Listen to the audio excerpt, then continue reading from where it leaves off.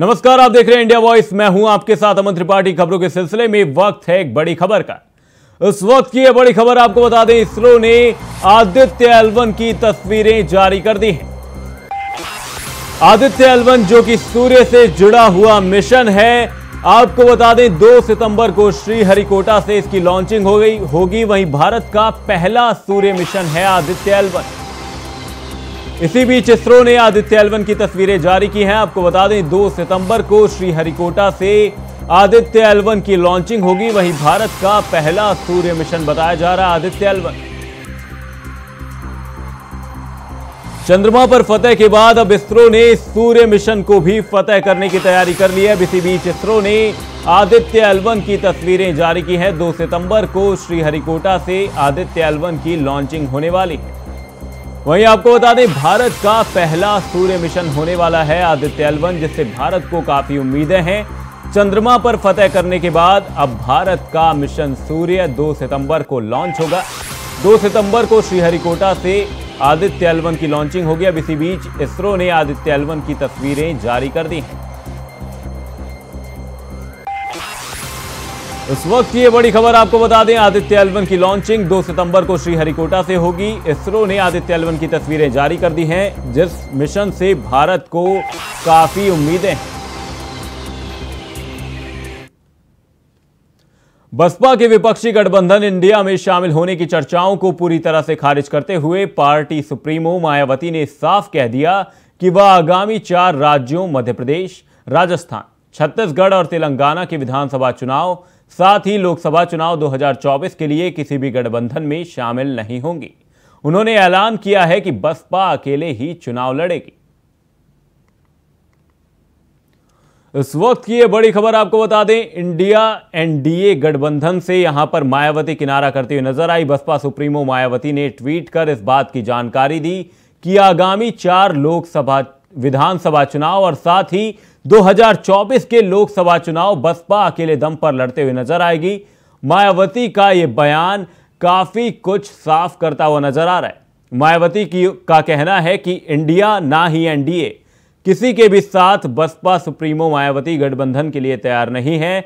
बसपा अकेले चुनाव लड़ती हुई नजर आएगी। गठबंधन की अटकलों को मायावती ने पूरी तरह से खारिज कर दिया है। ट्वीट कर मायावती की ओर से यह जानकारी दी गई है। मायावती की पार्टी बसपा किसी भी संगठन में, किसी भी गठबंधन में लोकसभा का चुनाव लड़ने नहीं जा रही। बसपा के इंडिया की छतरी से बाहर होने पर अब जो कि इंडिया गठबंधन है उसमें काफी सुगबुगाहट, काफी बौखलाहट देखी जा रही है।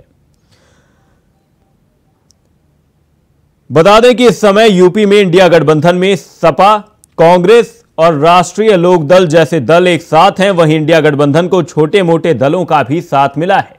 अब ऐसे में बसपा के किनारा कर लेने के बाद से काफी सवाल उठ रहे हैं कि आखिर मायावती के स्टेक के बाद फायदा किसको है।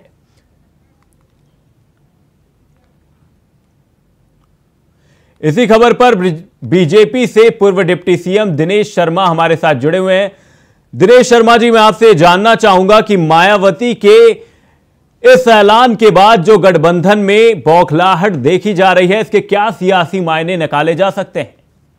नहीं, देखिए, बीजेपी के साथ तो कोई गठबंधन था नहीं पहले भी, अभी पिछले चुनाव में या उस चुनाव के पहले भी नहीं गठबंधन था। और बीजेपी 2014 से लेकर और अभी तक का लगातार जीतती आ रही है। इसलिए बीजेपी को किसके साथ गठबंधन था नहीं था, इससे बीजेपी को कोई असर पड़ने वाला नहीं है। दूसरी बात यह है कि आदरणीय मायावती जी का एक अपना राजनीतिक दल है और वो कर कोई निर्णय अपने दल के संदर्भ में लेती है तो ये उनका अपना अधिकार है। इसलिए ना तो बीजेपी को कोई टिप्पणी करने की जरूरत है और न ही कोई ऐसा इस बारे में कोई बीजेपी के लिए पक्ष या विपक्ष की कोई बात है। साथ ही दिनेश शर्मा जी, आपसे मैं ये जानना चाहूंगा कि इंडिया गठबंधन में यहां पर बौखलाहट देखी जा रही है, क्योंकि इंडिया गठबंधन को यहां पर यह उम्मीदें थी कि मायावती के आने से दलित और साथ ही जो मुस्लिम वोट बैंक है वो इंडिया के साथ जुड़ जाएगा। अभी देखते जाइएगा, ये गठबंधन जो है ये चुनाव आते आते ये आपस में विभाजक का कारण बनेगा और ये चुनाव आते आते इनके अस्तित्व पर प्रश्न चिन्ह लगेगा। और बीजेपी का मुकाबला किसी से नहीं है। बीजेपी अपने बल पर 80 सीटें जीतने की हैसियत रखती है। साथ ही दिनेश शर्मा जी, आपसे यह भी जानना चाहूंगा कि यहां पर समाजवादी पार्टी ये कह रही है कि अखिलेश यादव को इंडिया का चेहरा बनाया जाए। आम आदमी पार्टी ने अलग ऐलान कर दिया है कि अरविंद केजरीवाल को चेहरा बना दिया जाए। तो आपसी फूट का यह फायदा जो है, जो देखने को मिलेगा, वो क्या यहां पर बीजेपी के पलड़े में झुकता हुआ नजर आ रहा है? आप अगर देखिए, कोई साधारण एक उदाहरण के तौर पे किसी के घर पे बारात पहुंचे और बारात में कई दूल्हा घोड़े पे बैठकर आ जाएं, तो निश्चित रूप में जो अगवानी करने वाले लोग हैं वो सभी को भगा देंगे। वही स्थिति इन गठबंधन के नेताओं की है। बगैर दूल्हे की बारात है और ये बारात जनता के द्वारा भगाई जाने वाली है। साथ ही दिनेश शर्मा जी, आपसे मैं ये जानना चाहूंगा, समाजवादी पार्टी जो थी उसको एक उम्मीद थी कि जो यहां पर बसपा के साथ जो मुस्लिम वोट बैंक जुड़ा हुआ है वो उनके पक्ष में आ जाएगा, लेकिन मायावती अब अकेले दम पर जो चुनाव लड़ने का यहां पर ऐलान कर चुकी हैं। अगर मायावती की ओर से अपने कैंडिडेट उतार दिए जाते हैं तो उस स्थिति में तो यहां पर बीजेपी का फायदा होते हुए नजर आ रहा है, क्योंकि दो की लड़ाई में यहां पर लड्डू तीसरे के हाथ में। देखिए, बीजेपी कैडर बेस्ड पार्टी है, बूथ स्तर तक का गठन है, इसलिए बीजेपी अपनी बात करती है कि हम अपने बल पर सारी सीटें जीतने की हमारी हैसियत है बीजेपी की, और बीजेपी निश्चित रूप में लोकसभा में भारी बहुमत से जीतकर आएगी। साथ ही दिनेश शर्मा जी, आरोप तो ये भी लगते रहे हैं कि मायावती चाहे पर्दे के आगे कुछ भी कहें, लेकिन पर्दे के पीछे ये कहा जाता है कि मायावती यहां पर भारतीय जनता पार्टी को सपोर्ट करती हुई नजर आती है, क्योंकि कई बार ऐसा भी देखने को मिला कि कई मुद्दों पर भारतीय जनता पार्टी का साथ देती हुई मायावती नजर आई। बीजेपी कभी पर्दे के पीछे से बात नहीं करती। बीजेपी खुलेआम जो भी बात होती है वो सबके सामने रखती है, और जाहिर सी बात है बीजेपी का जो चुनाव लड़ना है वो तीनों बार से अपने दम पे ही वो चुनाव लड़ रही है। तो दिनेश शर्मा जी, इसके मायने क्या निकाले जाएं कि लोकसभा चुनावों में जो मायावती का ये ऐलान है ये भी किसी काम नहीं आने वाला, क्योंकि भारतीय जनता पार्टी को लेकर आप क्या यहां पर एक मैसेज देना चाहेंगे कि जो आगामी लोकसभा चुनाव है उसमें भारतीय जनता पार्टी की क्या कुछ रणनीति रहने वाली है? देखिए, माननीय मोदी जी के कुशल मार्गदर्शन में, योगी जी के प्रबल प्रताप से, जो उनकी मेहनत है, मोदी जी और योगी जी का जो समन्वय है वो, और बीजेपी का जो एक मजबूत संगठन है, ये तीनों चीज की जो त्रिवेणी है वो निश्चित रूप में कोई भी दल को परास्त करने की में सक्षम है। और आने वाला चुनाव एक पक्षी चुनाव है, और मोदी जी के तीसरी बार प्रधानमंत्री बनने में किसी प्रकार की शक शुबा है ही नहीं। बहुत बहुत धन्यवाद दिनेश शर्मा जी, अपना बहुमूल्य वक्त हमें देने के लिए। अब आपको बता दें कि मायावती के इस ऐलान के बाद सियासी घमासान जो मचा है उसको लेकर समाजवादी पार्टी से भी हमारे साथ सतीश जी जुड़े हुए हैं। सतीश जी, मैं आपसे जानना चाहूंगा कि मायावती का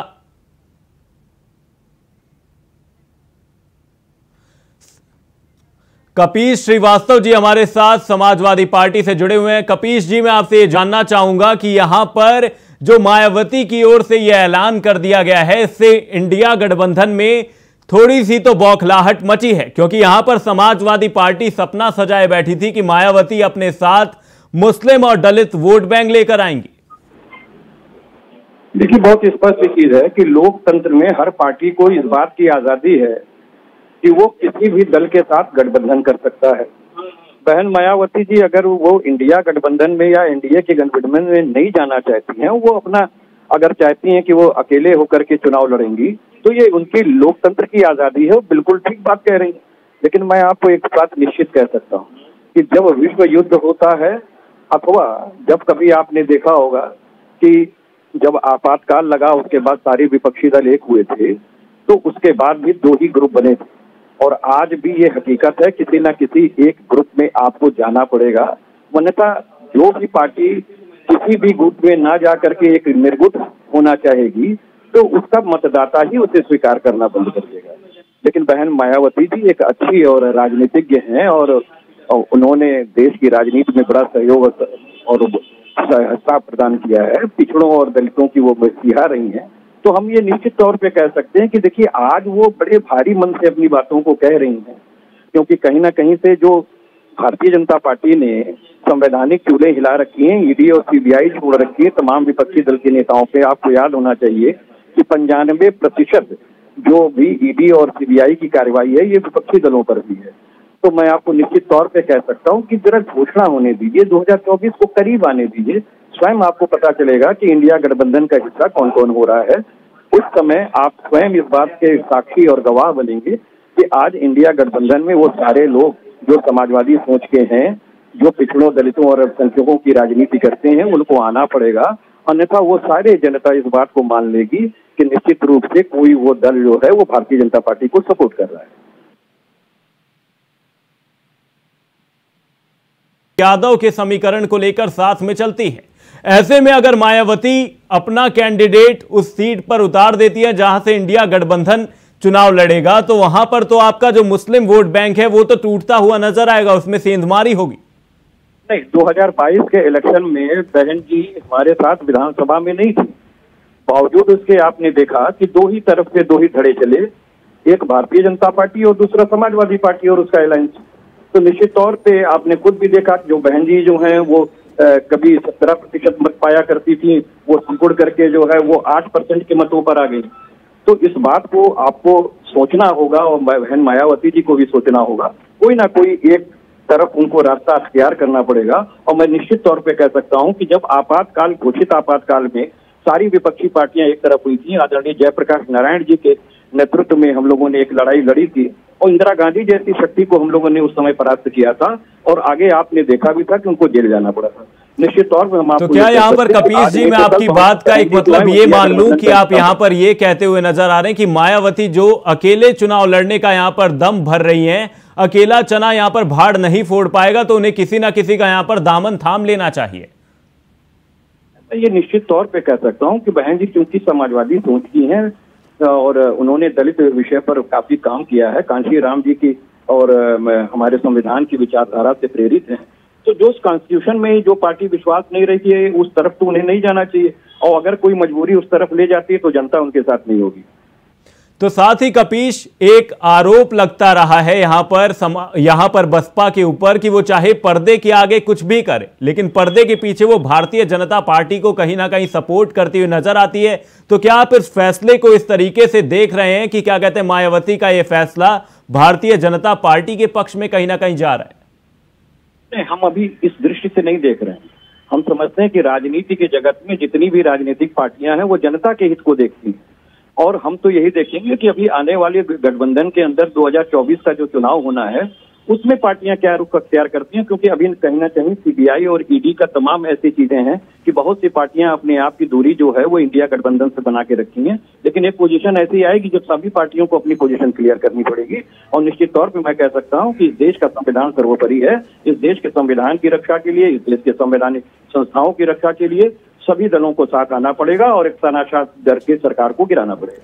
साथ ही कपीश जी, यहां पर जो इंडिया गठबंधन में फूट पड़ती हुई नजर आ रही है उस पर आप क्या कहना चाहेंगे? क्योंकि समाजवादी पार्टी के ही कुछ यहां पर कार्यकर्ता ये कहते हुए नजर आ रहे हैं कि अखिलेश यादव को संरक्षक के तौर पर इंडिया के सामने आना चाहिए, मेन चेहरे के तौर पर इंडिया गठबंधन के समाजवादी पार्टी के सुप्रीमो अखिलेश यादव को होना चाहिए।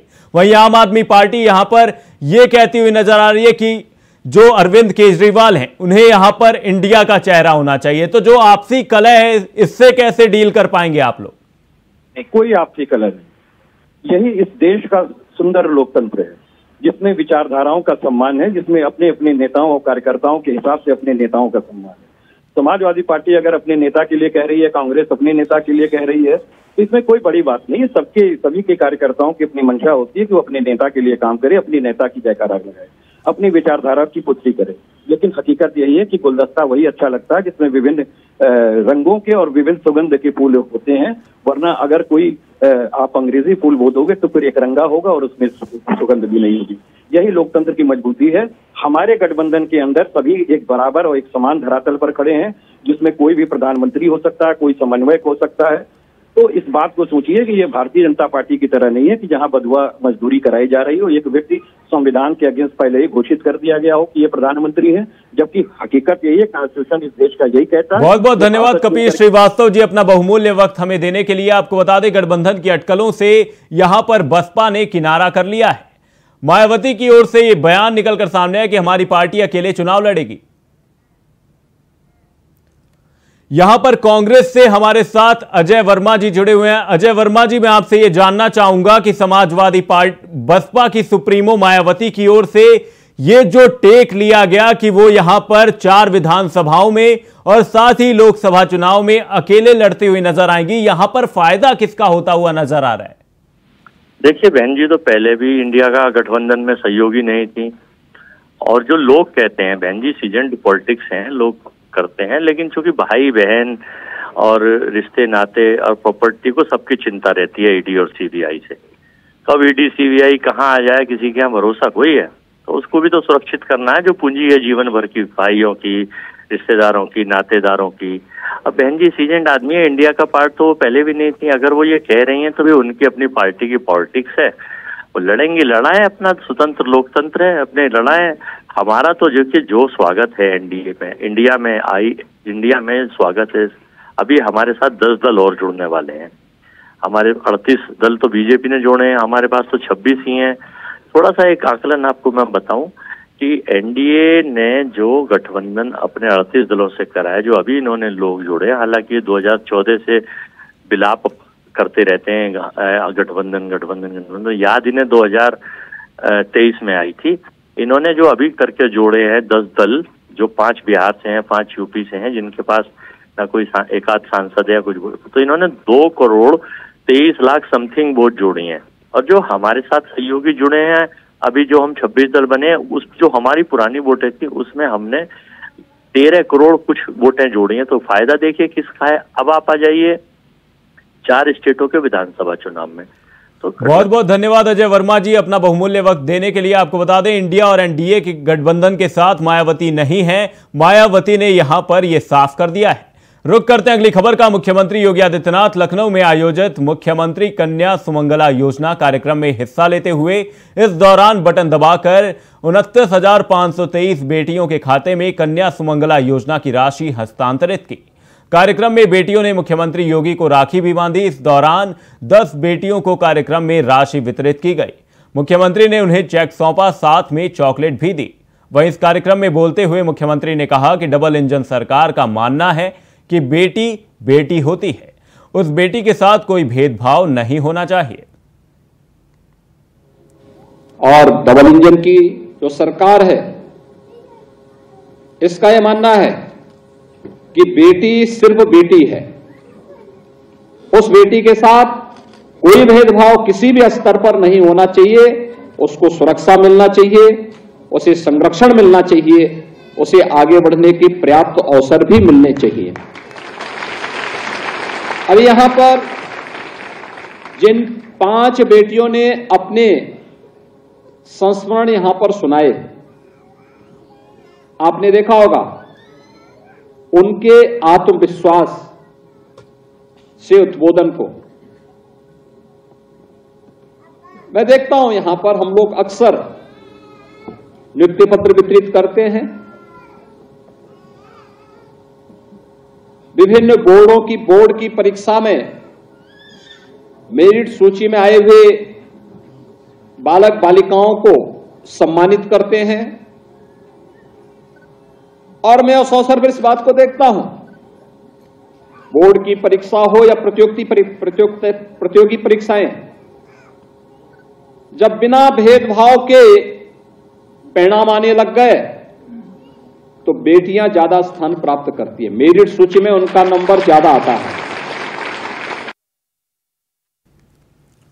प्रधानमंत्री नरेंद्र मोदी ने बुधवार को दिल्ली में अपने आवास 7 लोक कल्याण मार्ग पर स्कूली लड़कियों के साथ रक्षाबंधन का त्यौहार मनाया। इस दौरान बच्चियों ने पीएम मोदी की कलाई पर राखी बांधी। वहीं पीएम बच्चियों को दुलारते दिखे। उन्होंने सभी के साथ ग्रुप फोटो शूट कराया। साथ ही प्रधानमंत्री ने देशवासियों को आज सुबह रक्षाबंधन के पवित्र पर्व पर शुभकामनाएं भी दी।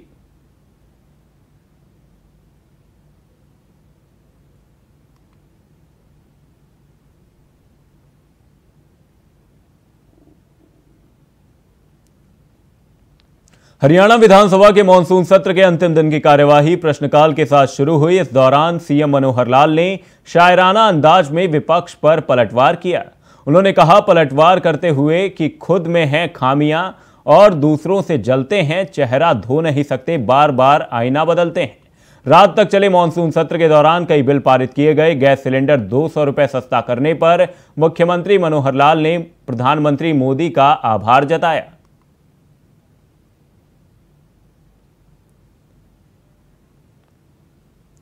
भारतीय जनता पार्टी ने चित्तौड़गढ़ से नव मतदाताओं को पार्टी से जोड़ने के लिए प्रदेश स्तरीय नव मतदाता अभियान की शुरुआत की, जिसमें बीजेपी प्रदेश अध्यक्ष सीपी जोशी ने इस अभियान का शुभारंभ किया। वहीं इस अवसर पर प्रसिद्ध बॉलीवुड गायक कैलाश खेर ने अपनी प्रस्तुति दी। हालांकि पूरे कार्यक्रम के दौरान अव्यवस्थाओं का आलम देखा गया, जिसमें बीजेपी पदाधिकारी और कार्यकर्ताओं ने अपने चहेतों को मंच से पास आकर सेल्फी खिंचवाने की होड़ सी नजर आई। मुख्यमंत्री भगवंत मान ने बठिंडा के खेल स्टेडियम में मंगलवार शाम को खेड़ा वतन पंजाब का आगाज किया। उन्होंने खेल के लिए 5.94 करोड़ रुपए जारी किए। मुख्यमंत्री ने कहा 2021 में टोक्यो ओलंपिक में देश के लिए मेडल लाने वाले भारतीय हॉकी टीम के खिलाड़ियों को उनकी योग्यता के अनुसार जल्द ही नौकरियां दी जाएगी। इन्हें तत्कालीन सरकार ने नौकरी नहीं दी थी। हमें अपने किसी भी भतीजे भांजे को ना तो नौकरी देनी और ना ही उनको MLA बनाना है। हमें गर्व है कि भारत की हॉकी टीम में 11 खिलाड़ियों में से 9 पंजाब के हैं। इसके साथ ही मुख्यमंत्री ने पूर्व वित्त मंत्री मनप्रीत बादल पर तंज भी कसा। हरियाणा विधानसभा के मानसून सत्र के अंतिम दिन 3 विधायकों को सर्वश्रेष्ठ विधायक का खिताब मिला, जिनमें बीजेपी के असीम गोयल, जजपा के जोगीराम सिहाग और कांग्रेस के विधायक अमित सिहाग के नाम शामिल हैं। वहीं इस अवसर पर मुख्यमंत्री मनोहर लाल खट्टर, विधानसभा अध्यक्ष ज्ञानचंद गुप्ता, उप मुख्यमंत्री दुष्यंत चौटाला, विधानसभा उपाध्यक्ष रणवीर सिंह गंगवा, पूर्व मुख्यमंत्री और विपक्ष के नेता भूपेंद्र सिंह हुड्डा भी मौजूद रहे।